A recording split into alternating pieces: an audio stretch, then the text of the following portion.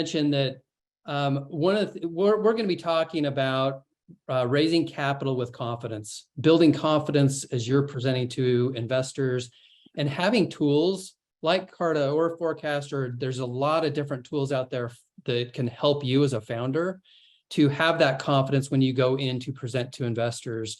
And so we're going to talk about some of those things today. And hopefully this is helpful for you as founders as you're preparing to meet with investors. So to kind of set the stage and the agenda here, you may have heard of the term KYC, and it's a banking term where it talks about, know your customer. Well, when it comes to fundraising, there's a term I like to use. It's KYX, because there's a whole bunch of things you need to know.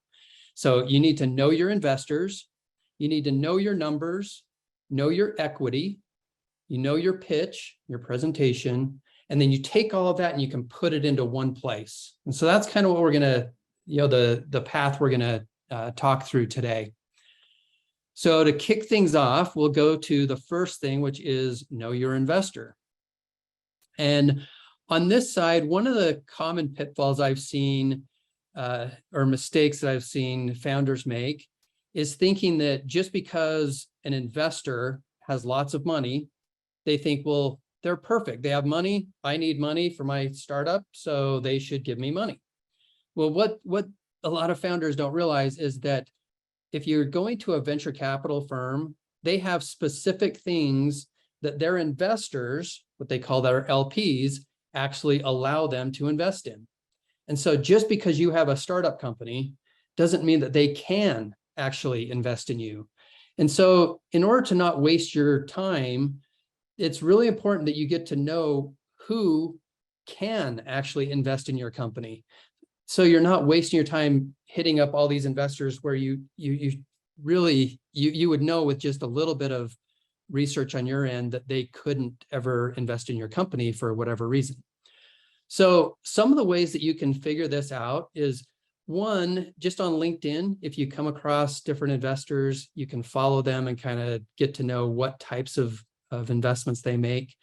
But if you're going down the path of institutional investors, then typically you just go to their website and they will often publish the companies that they've invested in, so their portfolio. And just by looking at the companies in their portfolio, you'll be able to see what sectors they invest in. If you're a medical device company and you go to the company's website and they don't have any medical device companies they've ever invested in, there's probably a pretty good chance that you're not a great fit for that investor. The other thing you might look for is if they have direct investments in some of your competitors. That might also preclude them from being eligible to invest in your company. So look for things like that. At the very least, you should know before you meet with investor what types of companies they invest in, what stage of companies, if they invest at the pre-seed stage or the seed stage, or if they're more focused on Series A or B or later stages. Knowing that going in is going to help them feel like you've done your research and increase their confidence in you, but it'll also help you to be confident because you'll know why your company should actually fit with their, what's called a thesis, their investment thesis, and what they typically invest in. So do your homework before you meet with an investor.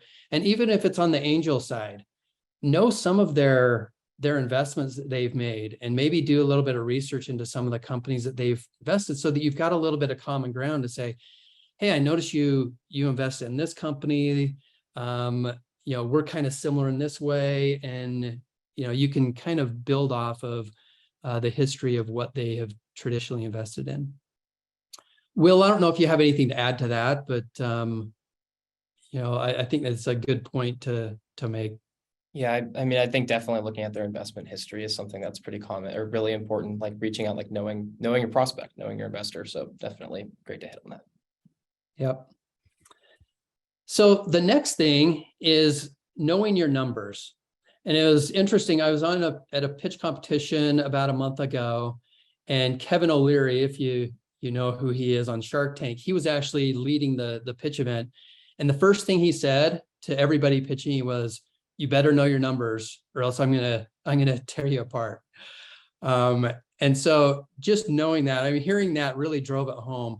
As a founder, you need to know your numbers. And a lot of times, especially early on, founders might think that they can get away with just having that slide in the pitch deck that shows a hockey stick, growth path. But even if you make it through and, the investors don't dig into the numbers in the Q&A after your presentation, I guarantee they're going to dig into that in the due diligence phase. And so at the very least, you need to be prepared during your pitch to answer those questions. And then on the back end to dig a little bit deeper on your numbers. So some of the key things that you'll want to make sure you're on top of and you've got good answers for when asked about your revenue is what's your monthly recurring revenue? What are the projections looking forward? What's your annual recurring revenue, your ARR? And what do you see that looking like over the coming 3 to 5 years? So knowing things like that and what it's been over the last 12 months or so and how that's ramped up is something you need to be prepared to talk about. And then distinguishing between your reoccurring revenue or software type revenue and one-time revenue is also very critical. And investors will hone in on things like that. Like, what is your, is this one-time recurring or one-time revenue, or is it recurring where it's going to be every year or every month that you're getting that type of revenue? Knowing, your burn rate is something that investors, especially now, in the last, 6 to 9 months, have really started to dig into, where, last year it might have been, you'd see maybe less diligence in some ways done on companies. Today, investors are very, very concerned about, you being responsible for the capital that, that they're giving you, and, wondering about the runway that you have. How much runway is this capital going to give you? So being able to talk to that is also very important.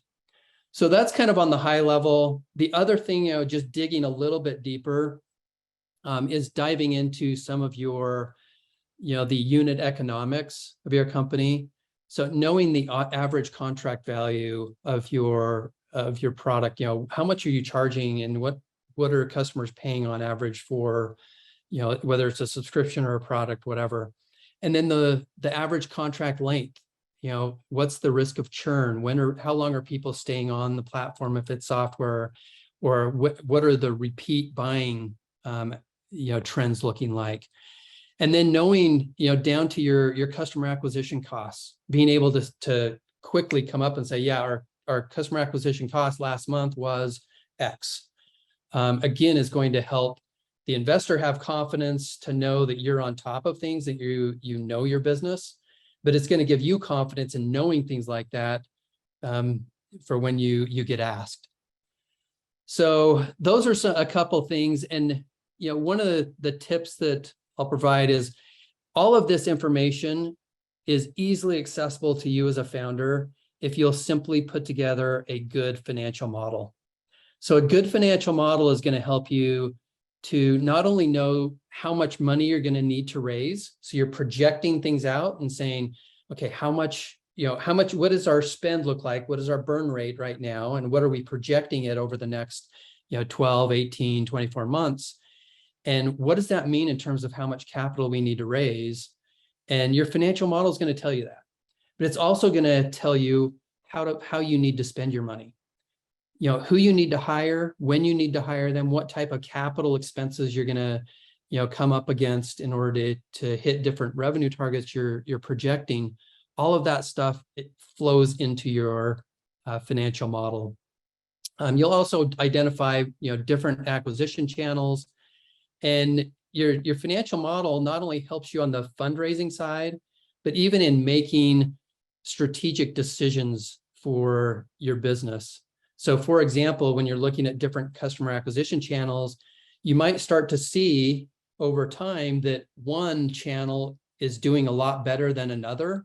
And you wouldn't know that if you're not tracking it And if you're not making some assumptions to say, this is what the impacts are going to be if we focus more time on one channel than another. And then you can simply run those different models and say, what does that look like if we put more resources into, our paid advertising? Or what does it look like if we instead hired, 2 new SDRs or something like that? You can run all of those types of things in a model so that it will help you to see the actual results based on historical results that you've had. So with that, just a couple resources here. As I mentioned, I'm with a company called Forecaster. That's what we do, is financial modeling software and services. We've got a free financial modeling templates that are available to you if that's something that'd be helpful. We also have a blog that's very helpful in terms of giving you tips on creating a great financial model and how to use that. Wanted to also mention, we do have CFO services as well, as if that's something you're needing. We do fractional CFO, so you're probably not ready to hire a full-time CFO, but we can definitely help you out on that side. Also, leveraging the Forecaster modeling software as well.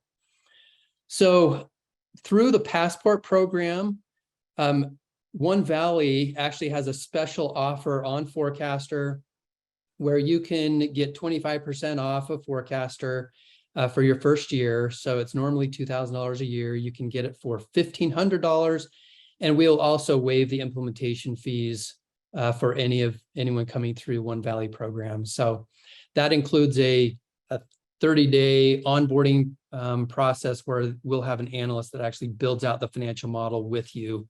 So you end up with a professionally built financial model that you actually know how to use, that you're not going to break because it's not in Excel. So one other thing I'll mention that's kind of a cool resource is that Forecaster also, once we've built the financial model with you, we have something called Investor Connect, where we've got about 100 early stage active investors in our network that you are able to then share your pitch deck, your financials, your, what sector you're in with this group of investors, so they can quickly sort through and say, okay, these 5 companies meet our thesis. Can we get introductions to these? So that's been a fun project as well, to connect founders with funders.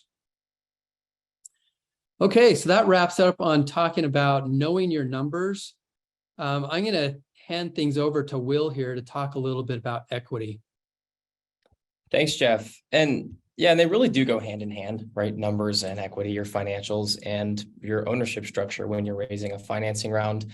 One will flow into the other. And so knowing your equity is really important. And I think a lot of people, when they think about equity and fundraising, sometimes even people who have raised financing rounds, think about it as like, hey, investors ask for the cap table, they ask for the ownership structure. This is something that you kind of piece together, scrap together with your lawyer, and then you get it to them, and then you run from there, and then you negotiate on the deal and you move forward. And that's how some founders think about it. That's definitely how founders all used to think about it in a kind of a pre-cap table, streamlined cap table software world.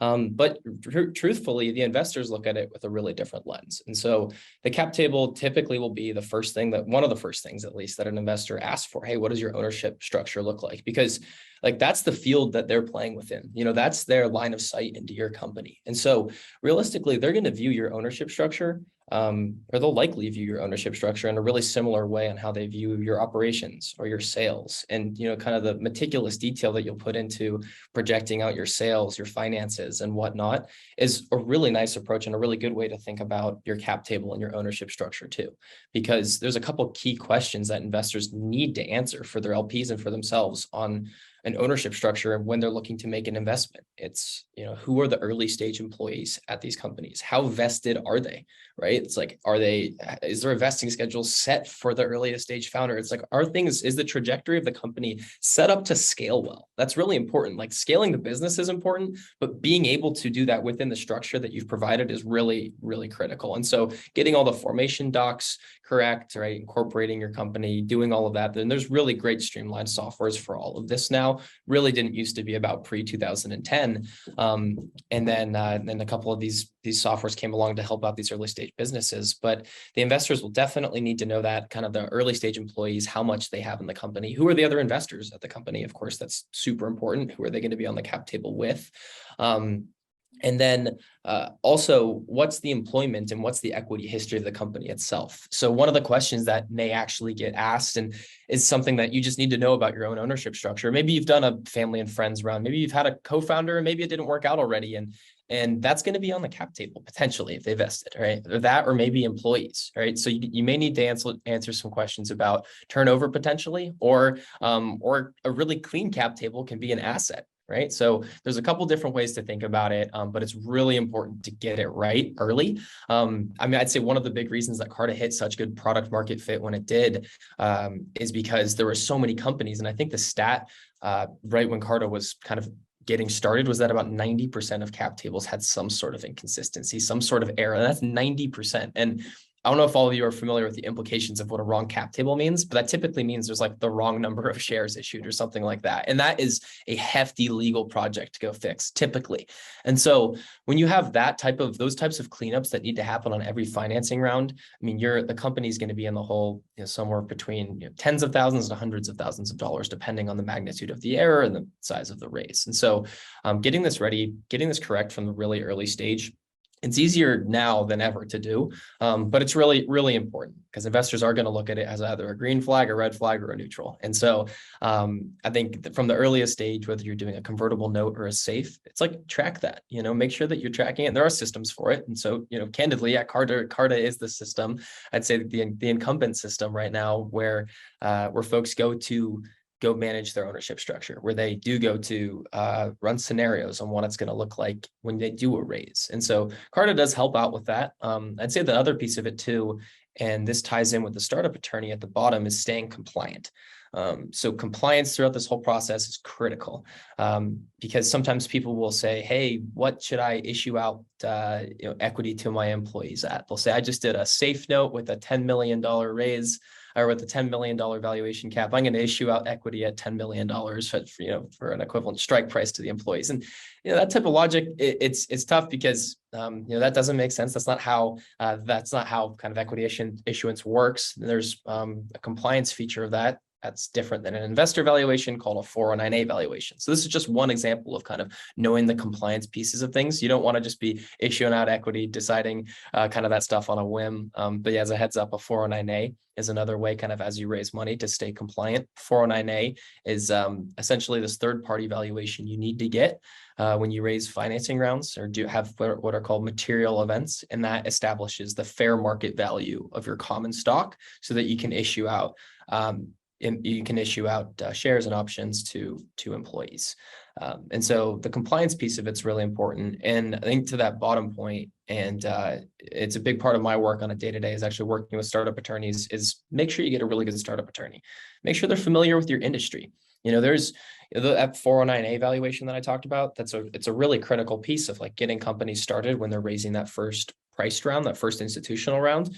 But there's different ways that folks get their companies valued. And so it's really important on the attorney side to make sure they know your industry. They know what your goals are with fundraising. They know how your company's structured and what your plans are for equity going forward, whether it's for an option pool, for future investors, for the number of investors. And so all of this is really critical. And so definitely important to get it right at the beginning because it's way easier to get something set up correctly than it is to fix it later. So that would be both in billable hours and also in your time.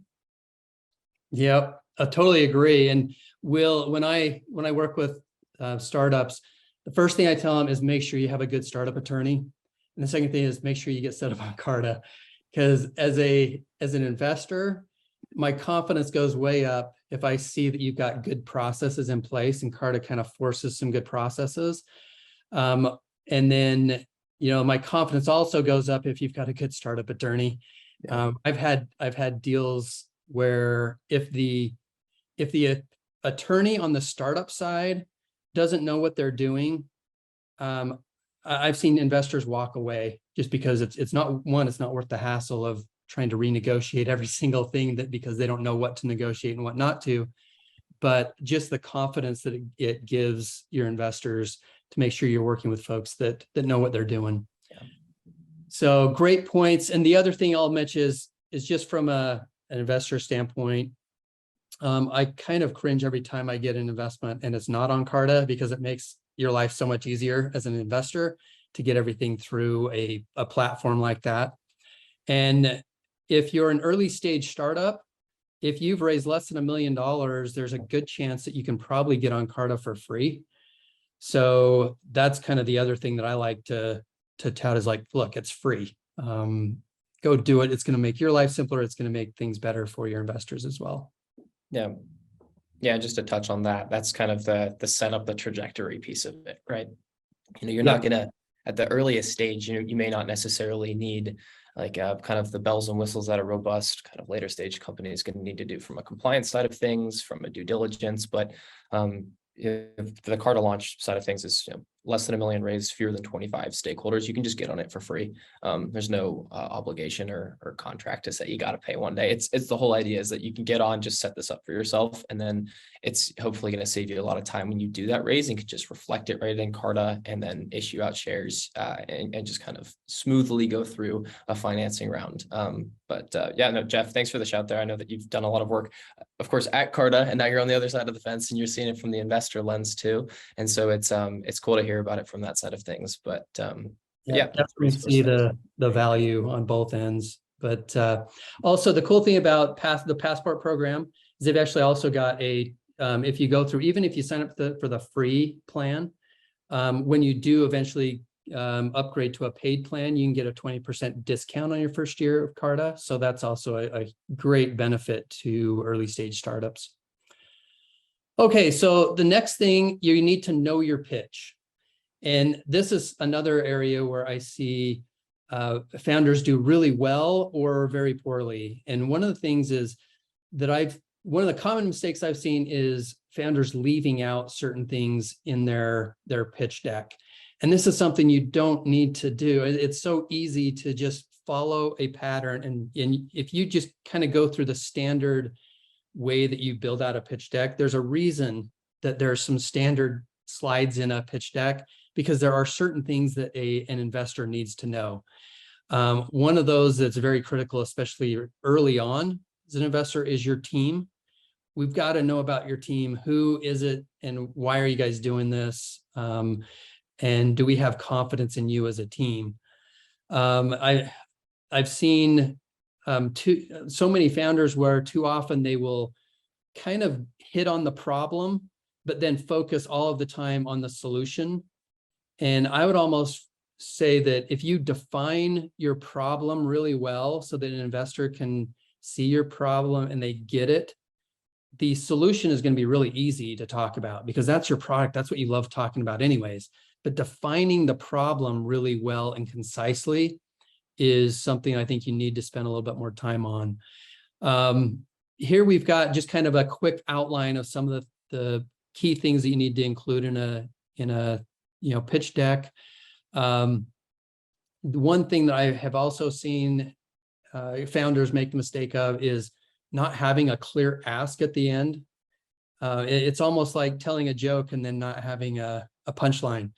There's got to be an ask of what we need, what it's going to be used for, and where it's going to get us.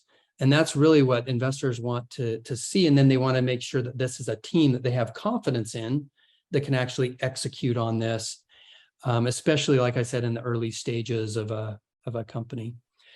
So the other thing I'll mention about pitch decks or in presentations, is make sure you practice. The more often you can go through your presentation, take every single advantage of being able to pitch anytime you can, because the more times you do it, the better you're going to get. And the better you present, the more confidence you're going to exude for your investors. So know your pitch, practice it, make sure you've got all the key points that you need in a pitch deck. With that said, there's a couple resources out there that I like to refer to. One is there's a book by Tim Cooley called The Pitch Deck Book. And if nothing else, it's going to help you make sure that you've covered everything that an investor will need to know in your presentation. So it'll help you make sure you're not leaving things out that are critical in that presentation. There's other platforms out there like pitchpages.io, and there's some others where it makes it really easy to build out a good pitch deck. Again, resources that will help you, help show what good pitch decks look like, and how they're doing their competitive analysis and things like that. So go out there, search for other good pitch decks, and attend. I would say attend other pitch competitions so you can see how other founders are presenting and what kind of questions they get asked at the end, and what kind of things that you might build into your pitch deck. One of the best ways to maybe build a pitch deck is to anticipate the questions that you're going to get from investors. So keep that in mind as you're building out your pitch deck. And again, make sure you practice and you get it down. And every time you practice it, you may learn that, oh, I could actually state this more concisely, or I could, address this better this way. The more you do it, the better it's going to get. And so that's something you need to do as a founder. Anything to add to that, Will? I think you kind of definitely got it all there. I think the main thing is like understand the resources that are available now to startups, right? It's like it was a totally different world before. And I think Jeff has done a great job just in the ecosystem generally with some of the offerings that he's put together. And then also through his kind of business development and just world of startups, like understanding that just looking into, hey, when you're doing this, is this something I need to build, or is this something that there may be free resources for? Just know as an early stage company, there's a lot more available in the market than there used to be if you're kind of at that pre-seed round. There's a lot of folks, B2B, kind of Carta, Forecaster, who really do want to help. And so there's a lot of resources. Just definitely have that top of mind when you're looking to do something at the early stages. There's likely something that can help you out that may be free. Love it. Okay, talk about resources. The last thing we wanted to cover here is now you've got, you've done your research on your investors. You have got your financial model. You've got your cap table and all of the legal docs that you need. You've got your pitch deck. You practiced it and you're ready to go. Now putting everything together in one nice place for investors. And so, Will, I'll let you talk a little bit about the importance of a data room and maybe some of the free or some of the resources out there available for that as well. Yeah, totally. And I think like the biggest thing to hit on, and we talked about it a little bit earlier, is like you want to spend the 24th hour of your financing close either negotiating with your investor or getting things across the finish line, not bringing docs together. Bringing docs together at the end of a deal, it can just be a really slow, grueling process. And sometimes you lose track of things, and then you're likely going to be doing a lot of stuff with your lawyer. Love working with startup lawyers, but it can definitely get pricey if you don't have everything in one spot. And so having a good professional data room is important. Investors, we talked about how they look at the cap table like they're going to look at the rest of the business. They're going to look at your data room like they look at a pitch deck. It's got to be presentable. You need it to look good, and as something that folks can get all the information, have it on hand, really just readily available. And so there's, of course, the pitch deck within the data room, the model, the financial model, historical financials. You're going to have the cap table and any relevant equity docs that the investors need to see. I'd say, a couple key things with the data room is you want it to be easy to share. So the professional piece of it, easy to share. You, of course, want it to be secure. And then some other functionality that's great is like the NDA potential, watermarking documents for security purposes, being able to see who's viewed what document, right? If you have investors who say they're going to be looking at something, you want to make sure to see, hey, what's the timestamp of when they did actually see this? What's the, did they open this? Did they download this? And are they actually, kind of where are they in this process with us? And so there's a couple key things that you want to check off when you're looking for a data room. Carta does have a data room. And so if you do get on that free plan, the one that we talked about, that you can get through One Valley through the Passport program, there's a data room. It's free. You can do all these things. There's the watermarking, there's the download, there's all the permissioning that you need within there. Kind of makes sense that Carta has a data room. Everything else is really in Carta. And so we're like, hey, you're going to be doing a financing round. You're going to be reflecting that within the platform. Why don't we just let you have everything in one place? So that's why we added it. That's why it's there. Free resource for you all to utilize as you go into like a seed raise, or if maybe you're doing some friends and family rounds. But that's a really good resource there.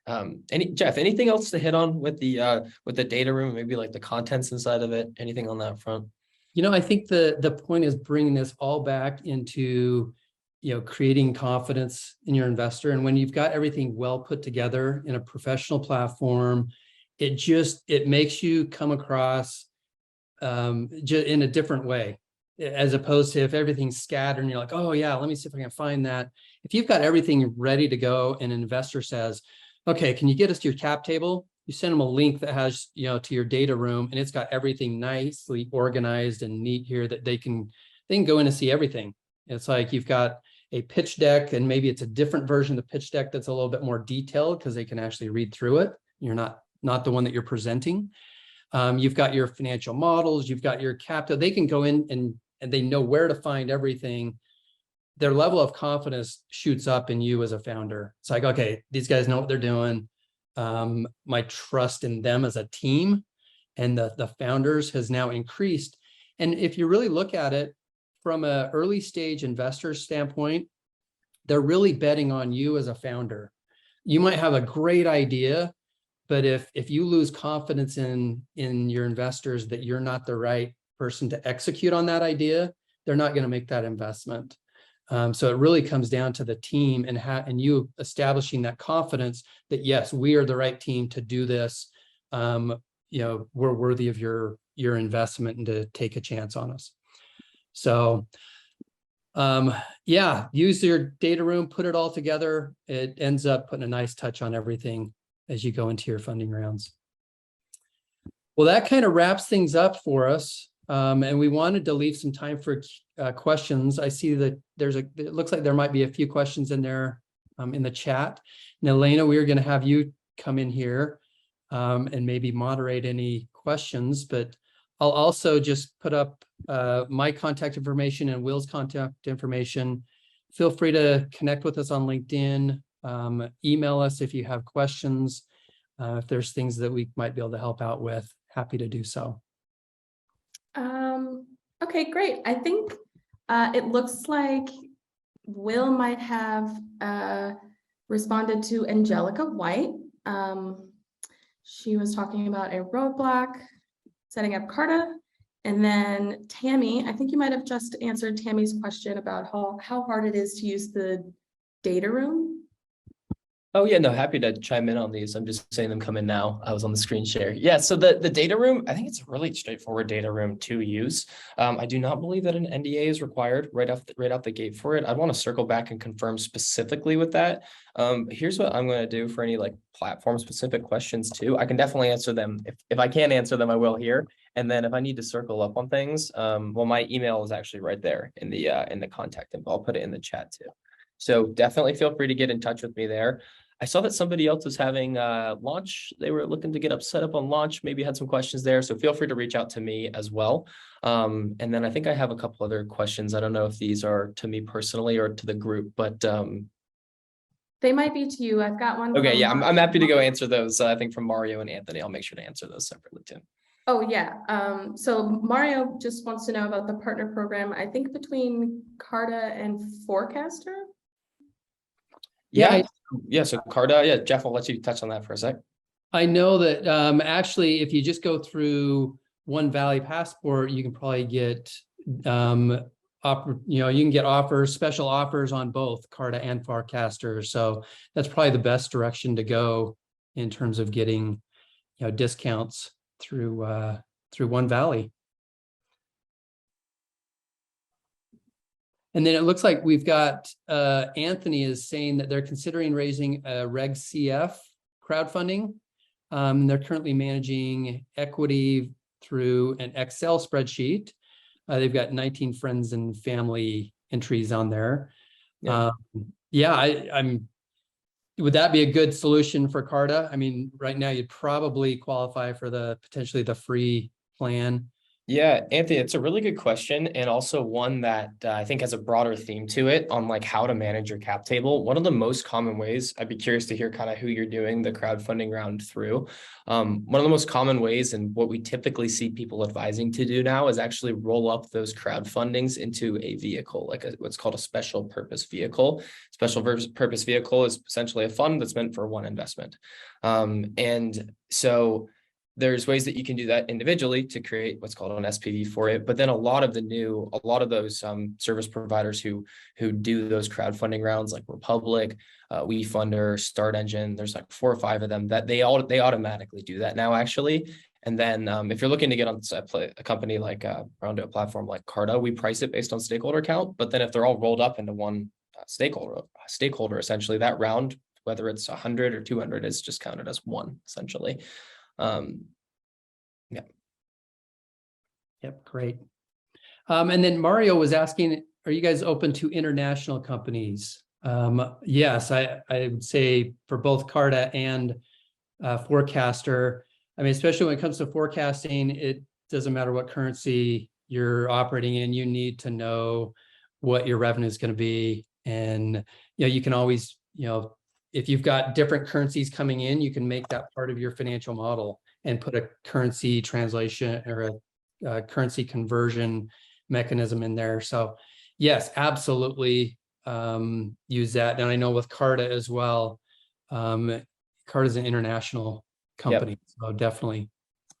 Yeah, it's the way that Carta works with international versus US domiciled is a little bit different. And so on the US domiciled front, Carta is actually what's called the transfer agent. And so that means it's a US concept essentially. And it means that there can be money movement going through Carta. Things are actually legally binding when you do them in the platform. So if you're like issuing out options to, or you're issuing out shares to investors, that is the legal reflection of that within Carta. And it's actually digitized stock certificate. That's the reflection of that. There's no paper that's needed. And so that's for US companies typically. And then for international companies, a lot of times they'll have their own kind of jurisdiction requirements, say maybe the share registry within the Cayman Islands or something. And so typically they'll be able to reflect things in Carta, but then still have their share registry that they'll need to do a little bit separately with, but we still work with very, very many international companies. And we actually just made a couple acquisitions of different companies in the UK and in India. And so we're very much looking forward to growing there even more. Yep, for sure. Okay, I'm also seeing a question from Kim. She's who says that they're going to start out as a solo LLC and then convert to either a S Corp or a C Corp later. Would Carta be too much work at this early stage? I mean, we'll all let you answer that, I guess, but I'm thinking with one stakeholder, your cap table is pretty easy to manage. If anything, you might get on the free one just for the data room or something like that. But what do you think, Will? Yeah, it's a good question. And it's something we see quite often as well, is that people start out as an LLC and then they'll actually have their legal counselor or an investor say, hey, let's convert you over to a C Corp. And so typically we see people getting onto Carta after they convert, because you are going to be having a totally different equity structure and having kind of different issuances and all of that. And so typically it's easier to just get onto the platform once you've already converted. That usually happens around that first priced financing round, or maybe around the friends and family time. Still pretty early though. So still within that launch domain, that launch threshold.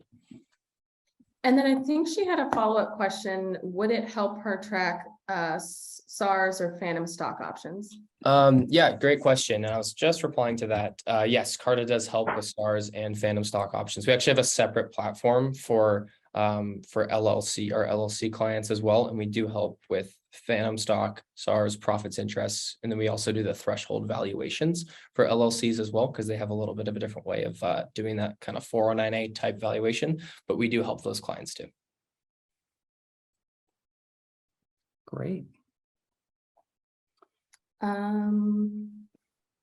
It looks like Anthony Glenn, you had a few more questions. I think he was trying to understand Start Engine a little bit more and how it works with Carta.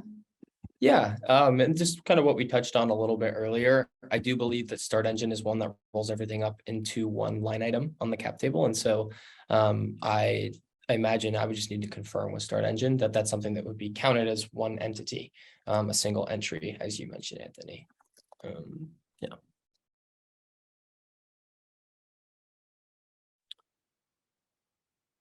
All right. Now, Patrick's got a question. Is the data room segmented for levels of access?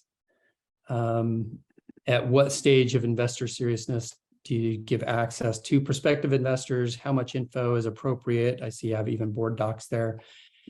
Yeah, I can take that. In terms of a data room, you can definitely, create different data rooms for different individuals.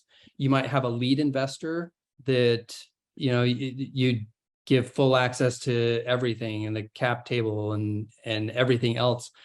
Whereas maybe you don't give that to, friends and family or an angel investor or something like that until they ask.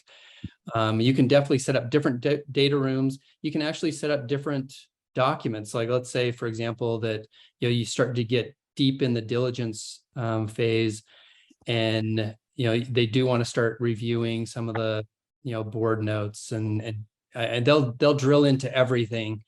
So at some point you probably do have to give pretty much everything. But you can kind of set up different data rooms for different purposes as well, or even different stages of investor interest.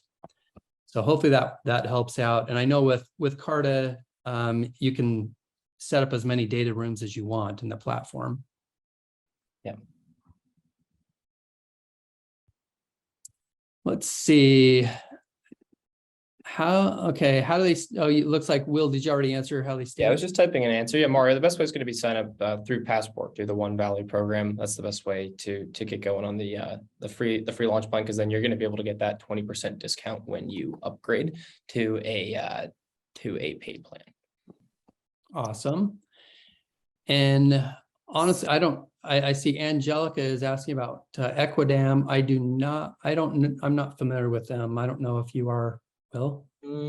I can take a peek. It does ring a bell. I'll just go look into that and see, but I don't think so. Okay, I know Forecaster does not have a partnership with them. If they would like to explore one, would be happy to talk to them. We mentioned that investors look at, among other things, the MRR and the ARR, so your monthly reoccurring and your annual reoccurring revenue. What about the IRR, the internal rate of return for investors, and the exit strategies? Yeah, I mean, if you've got if you have an exit strategy in place, this is probably going to be more for later stage companies. So, sorry. And so, it's kind of interesting because I've been on panels with VCs, and when early stage investors have started talking about exit strategies, it's turned them off, because they're like, we're not interested in a 3-year plan here where you start at 2 million, you exit at 50 million.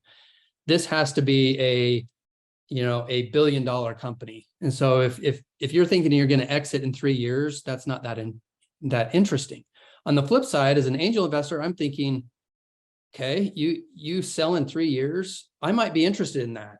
And so in part of that, you need to know who your audience is and who you're talking to.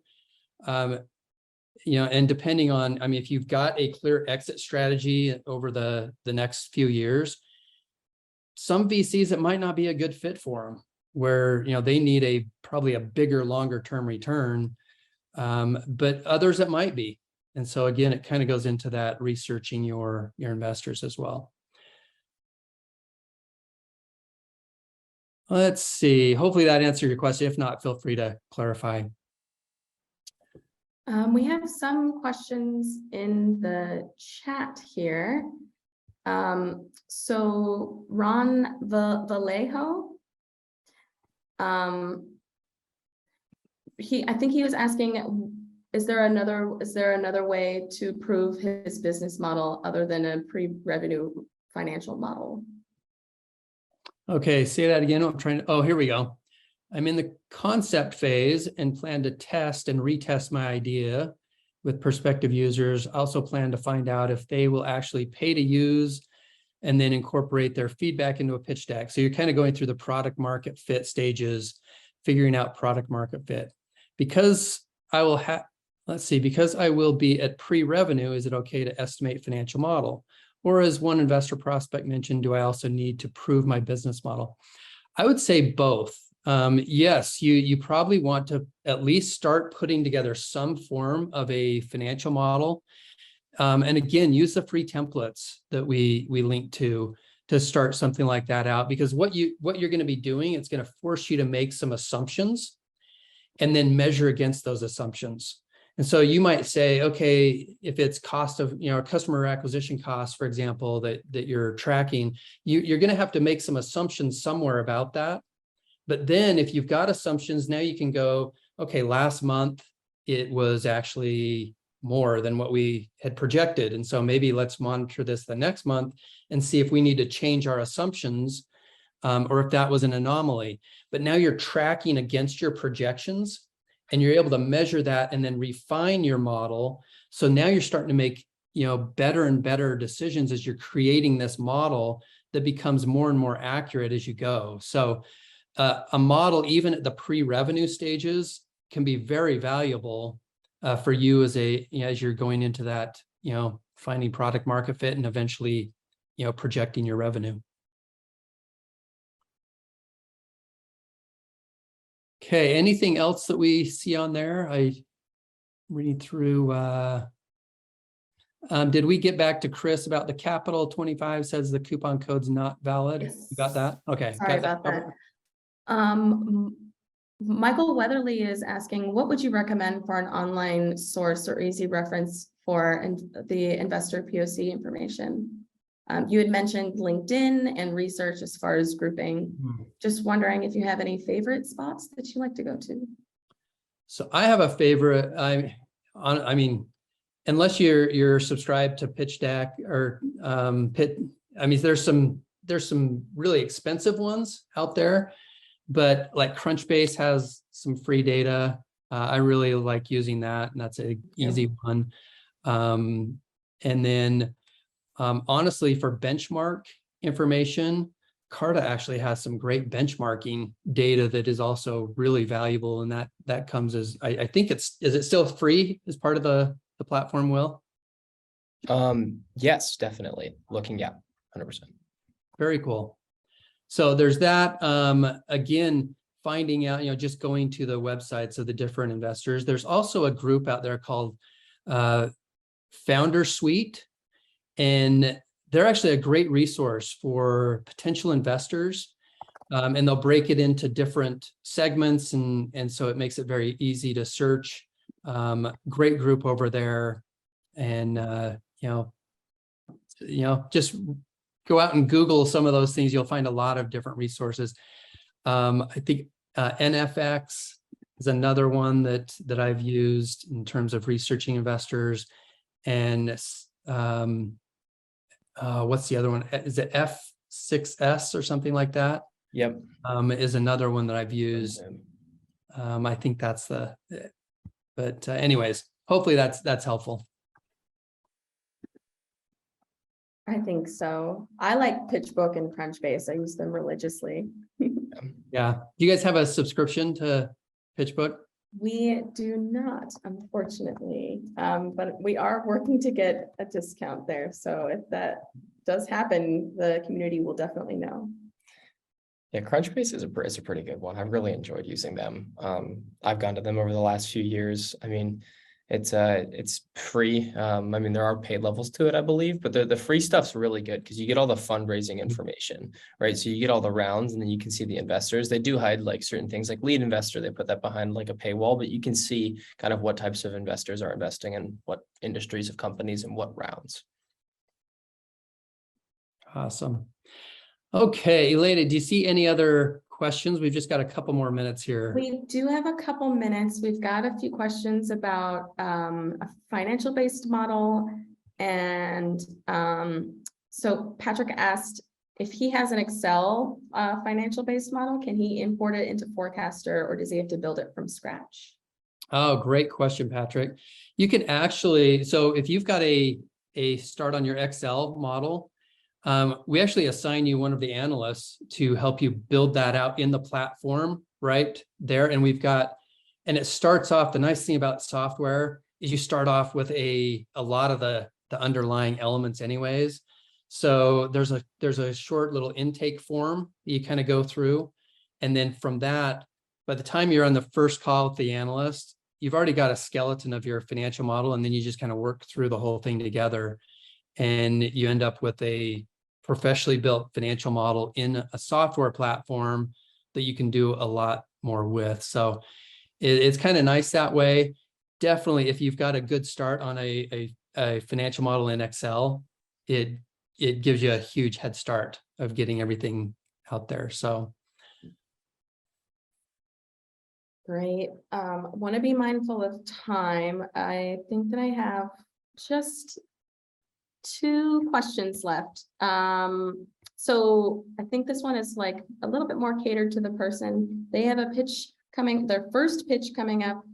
What kind of basic financial model should they have completed? And I think that's something that they can get by signing up with Forecaster, right? yeah, for sure. And I think the key thing is to have your model in a way that you can present to your investors, for one thing. So it's a nice and neat and easy to manipulate type model. The one mistake we've seen a lot of early stage founders make is their investors will say, okay, you need a financial model. They'll go to a fractional CFO group and they get charged 5 to 10 grand, depending on how much, how complex the model is. But then they get it back in an Excel spreadsheet and it's got 30 tabs on it. They don't know how to use it. They go in, try and figure it all out, and then they end up breaking it. And all of a sudden you've got circular references and you're like, oh no, now it doesn't work. Or even worse yet, maybe you broke it and you didn't even know, and now you're making decisions based on a broken model. And so it's really important that you're involved in the building of the model as a founder. At the same time, you can have somebody go through that process with you and then put it into a format that you know how to easily manipulate and change and run scenarios with. And that's really where Forecaster comes in, is to make that easy for you as founders to be able to one, build out the model, understand how to use it, and then know how to use that when you're talking to investors. For your first fundraise, I would say, the importance of your financial model is probably more around knowing your numbers and being able to point to that and saying, okay, when they ask me about our MRR and where we're going to be, I can give them a question or I can give them an answer like that. And that's one of the things I've loved about the Forecaster analysts is they actually walk through and kind of a mock investor, question and answering session with our clients. And so they come out prepared to talk to investors and answer questions based on their model, because, and now they know how to use their model as well. So hopefully that's helpful. It looks like. Yeah. I just want to be mindful of time. I want to thank you for coming today. This has been an amazing webinar. As you can see from the chat, people are super grateful that you guys came today. And then there is a poll that went out. If you guys did love this webinar, we would love to know if you would like to have a series. And again, if you are looking to sign up, you can connect with me. You can reach us on the One Valley site. The code is capital 25 for 25% off. And yeah, thank you so much. All right, Elaine, thank you so much for having us. This was just it was awesome to be part of the One Valley community here. So appreciate it. Yeah, thanks so much for having us join. Thanks so much for the engaged questions, everybody. Thanks for hopping on. Jeff, good linking up with you and doing this. Thanks Yeah, likewise. Thanks, Will. All right, take care. See you all. Bye.